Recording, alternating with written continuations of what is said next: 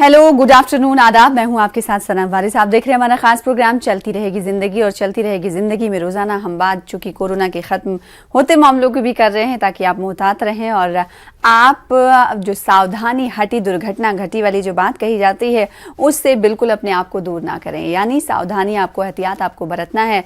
और इसी के साथ जैसा कि जिंदगी पटरी पर लौटती हुई दिखाई दे रही तो तमाम शुबे खुल रहे हैं, चाहे वो स्कूल हो या तिजारत का सेक्टर हो, माशी बहरान हो, वो कहीं ना कहीं दूर होने की तरफ गामजन है। तो ऐसे में सवाल ये उठता है कि हमें अभी क्या एहतियात बरतने की ज़रूरत है या नहीं। लेकिन मौजूदा ये कई सवाल हैं जो अपने डॉक्टर साहब से हम करेंगे, जिन्हें हम प्रोग्राम का हिस्सा बनाते हैं रोज़ाना। और आज चूंकि कोविड केसेस की हम बात कर रहे हैं तो कोविड केसेस हमेशा डिक्लाइनिंग स्टेज में इस वक्त देखे जा रहे हैं, जो कि बहुत खुशाइन बात है। आज कोरोना केसेस 16,000 से ज़्यादा मंजर आम पर आए हैं, लेकिन इसका मतलब ये नहीं, डॉक्टर साहिबान की तरफ से भी, एक्सपर्ट्स की तरफ से कहा जाता है कि इसका मतलब ये नहीं कि कोरोना कम हो रहे हैं, उनके केसेस कम हो रहे हैं तो आप एहतियात में कमी लाएं। इसके अलावा जैसा कि कुछ देर पहले मैंने कहा कि ज़िंदगी के हर शोबे में अब तरक्की के मनाजिल लोगों की तरफ से तय किए जाने लगे हैं। एक बार फिर से तमाम शोबे खुल गए हैं, दरवाजे खुल चुके हैं, स्कूलों के हों या फिर किसी भी सेक्टर से वो ताल्लुक़ रखते हो। इस वक्त जो टीवी स्क्रीन आप विजुअल्स में टीवी स्क्रीन पर जो विजुअल देख रहे हैं, तस्वीरें देख रहे हैं, उसमें आपको कराटे चैंपियन दिखाई दे रही हैं। इन चैंपियन को दिखाने का मकसद इसलिए है क्योंकि आज हम इन्हें अपने प्रोग्राम चलती रहेगी जिंदगी का हिस्सा बना रहे हैं। आपसे कुछ देर बाद आप उनसे मिल पाएंगे और उनसे सवाल भी कर पाएंगे। अब नाम इनका बता देते हैं। इनका नाम है सैयदा फलक, इंटरनेशनल कराटे चैंपियन है, जिन्हें आप इस वक्त टीवी स्क्रीन के विजुअल्स में देख पा रहे हैं। तो आज ये हमारे प्रोग्राम का हिस्सा होंगी। इनके बारे में कहा जाता है कि बहुत ही छोटी उम्र से इन्होंने कराटे सीखना शुरू कर दिया था और अभी 20 से ज़्यादा मेडल्स हो सकता है अब, और इसमें नंबर्स जुड़ गए होंगे। उनसे ही हम जानेंगे कि कितने मेडल्स उन्होंने अपने नाम किए, कभी हार का सामना किया तो कभी जीत का परचम लहराया। आज उन्हीं से सीखेंगे कि कैसे एक कराटे चैंपियन की ज़िंदगी होती है। और चूंकि एक और ख़ास बात उनसे जुड़ी हुई है, वो हम उन्हीं की ज़बानी पूछने की कोशिश करेंगे। अभी थोड़ा आपको हम नहीं बता रहे हैं, लेकिन डॉक्टर साहब हमारे साथ मौजूद हैं, उनका इस्तकबाल कर लेते हैं। सैयदा फलक का इंतज़ार है, आप भी उनसे जुड़ सकती हैं। तो सैयदा फलक के हवाले से जैसा मैंने कहा था कि उनका इंतज़ार है, तो इंतज़ार की घड़ी अब ख़त्म हो चुकी है। सैयदा फलक भी हमारे दरमियान है। आपसे कुछ देर बाद आपको टीवी स्क्रीन पर ये दोनों नजर आएंगे। इस वक्त आप डॉक्टर अनिमेश चौधरी साहब को आप देख पा रहे हैं। बहुत शुक्रिया डॉक्टर साहब, कंसल्टेंट हैं मेडिसिन के, आप हमारे दरमियान मौजूद हैं। डॉक्टर का जो सपोर्ट रहा हमारे इस प्रोग्राम को आगे बढ़ाने में, वो बहुत ही उम्दा रहा है। आप तमाम डॉक्टरों को इसलिए न्यूज़ 18 उर्दू शुक्रिया अदा करता है क्योंकि रोज़ाना मंडे से थर्सडे तक आप हमारे साथ बैठते हैं और लोगों को मशवरे देते हैं। टीवी के ज़रिए, किसी भी प्लेटफॉर्म के ज़रिए जो लोगों तक मैसेज पहुँचे वो बहुत ही कारआमद रहे। अब लोगों की जिंदगी में रच बस गया है कि उन्हें क्या करना है, क्या नहीं करना है, लेकिन ये और बात है कि वो इग्नोर करते हैं। आपका इस्तकबाल सैयदा हमारे साथ जुड़ने के लिए, और बहुत खुशी हुई आपको देखकर। बहुत दिनों से आपसे बात की जा रही थी कि आप इस प्रोग्राम का हिस्सा बने। सबसे पहले मैं आपसे सवाल करना चाहूंगी क्योंकि आपके बारे में जानना बहुत जरूरी है। कुछ कुछ चीजें हमें पता है, हम चाहते हैं कि आप ही अपनी जबानी बताएं।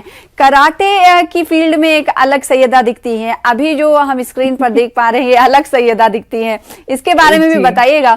और कहा यह जाता है कि आपने बहुत कम उम्र से कराटे खेलना शुरू किया था, तो उम्र का वो कौन सा पड़ाव था और अभी आप कहां पर पहुंची हैं, ये बताइएगा सबसे पहले।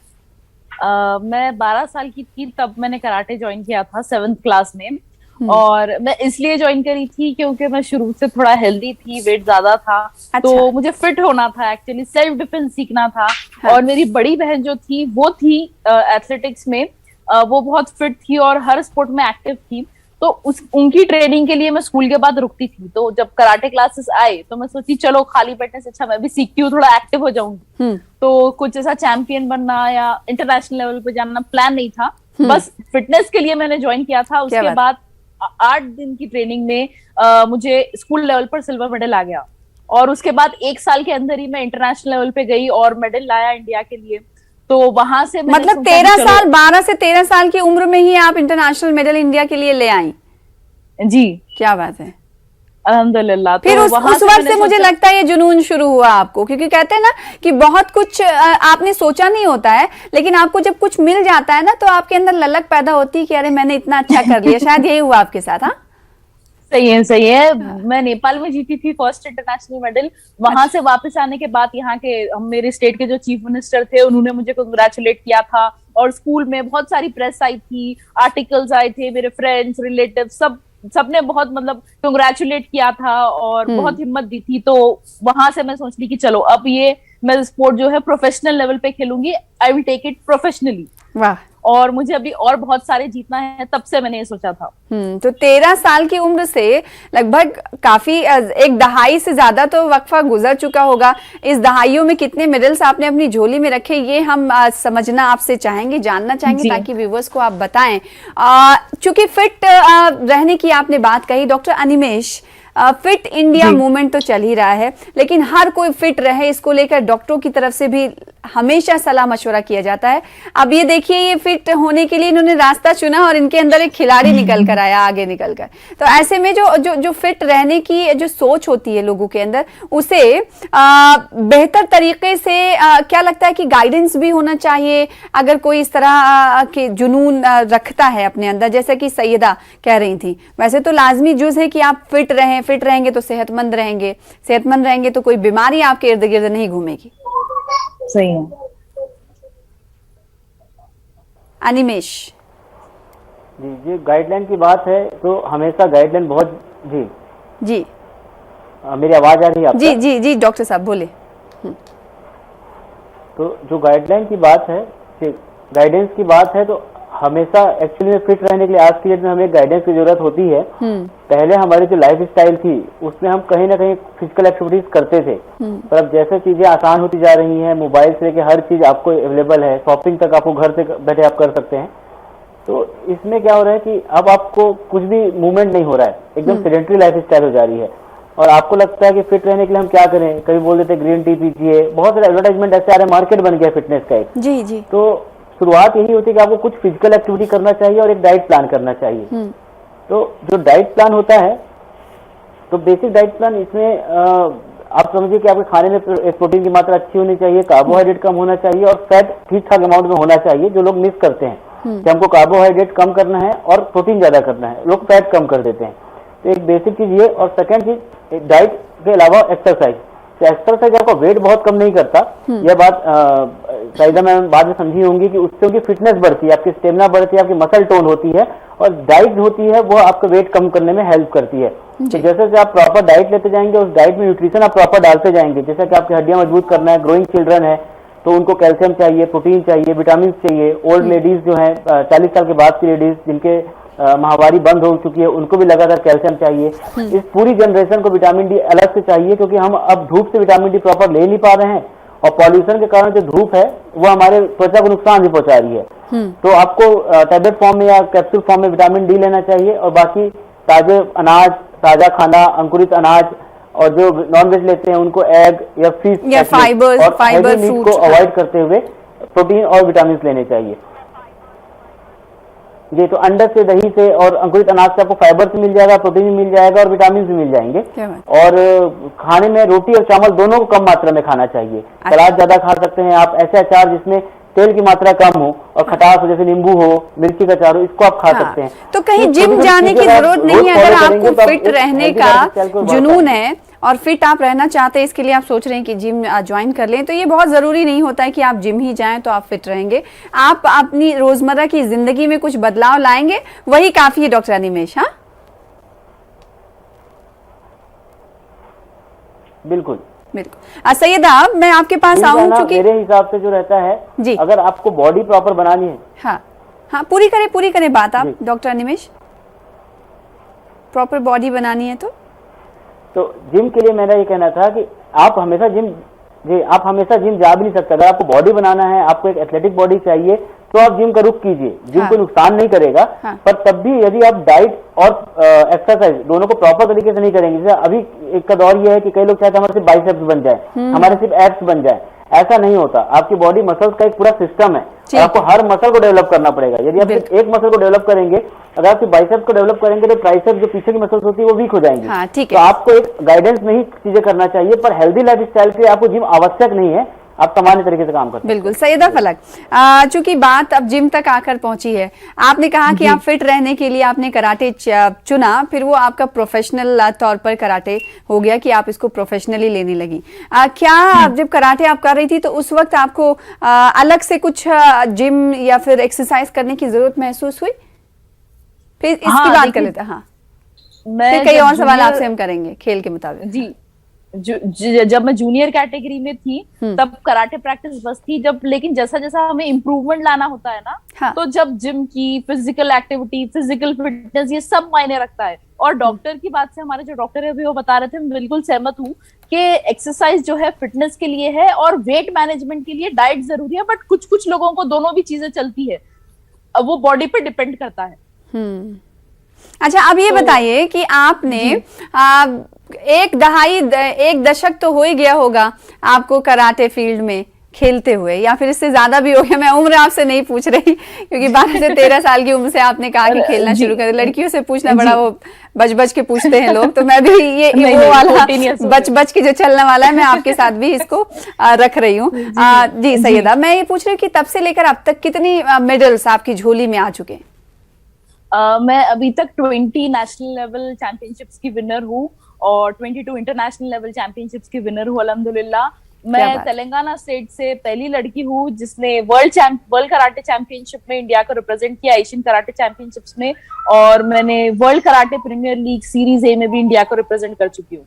हाँ, कोई ऐसा मुकाबला हो जो आपको आज भी याद हो, और आप 2021 की बात अगर करें, क्योंकि कोविड था तब आप शायद ईरान में थी, वहां पर कुछ हार का सामना भी करना पड़ा था, वो क्या था वो बताइएगा। कभी कुछ ऐसी हार हुई हो जो जिसने आपको बहुत ज्यादा हर्ट किया हो, आपको लगा हो कि अब जब एक हार होती है ना तो खिलाड़ी डबल मेहनत के साथ मैदान में आते हैं, ऐसा हर बार होता है। कुछ ऐसा शेयर करना चाहेंगे?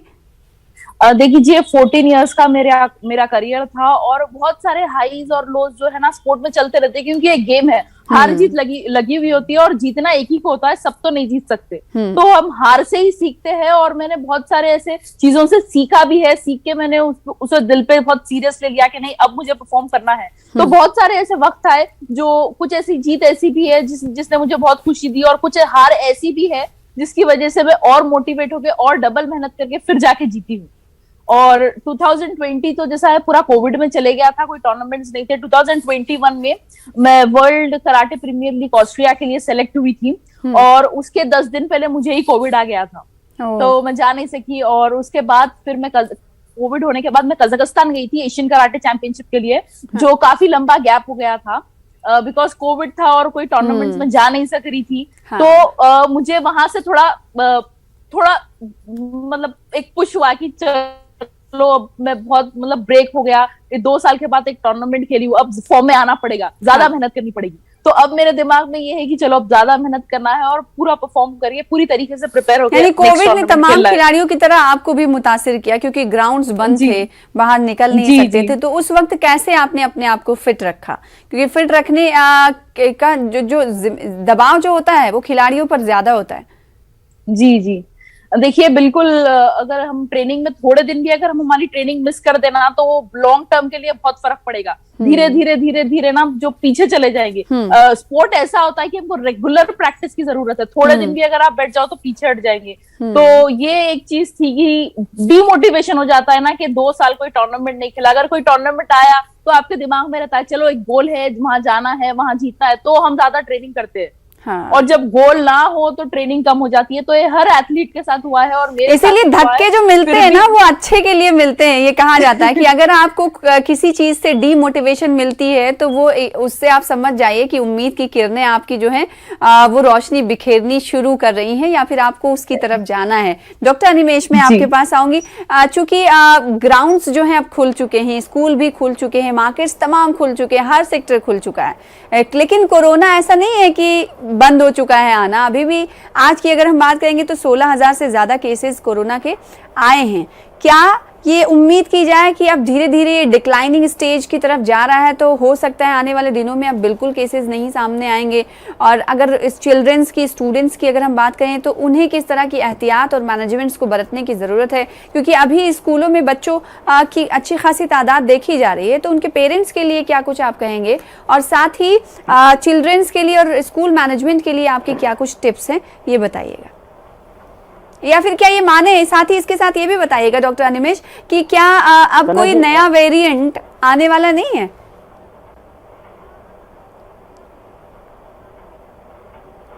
सना जी, पहला क्वेश्चन और आखिरी क्वेश्चन का आंसर एक साथ देता हूँ।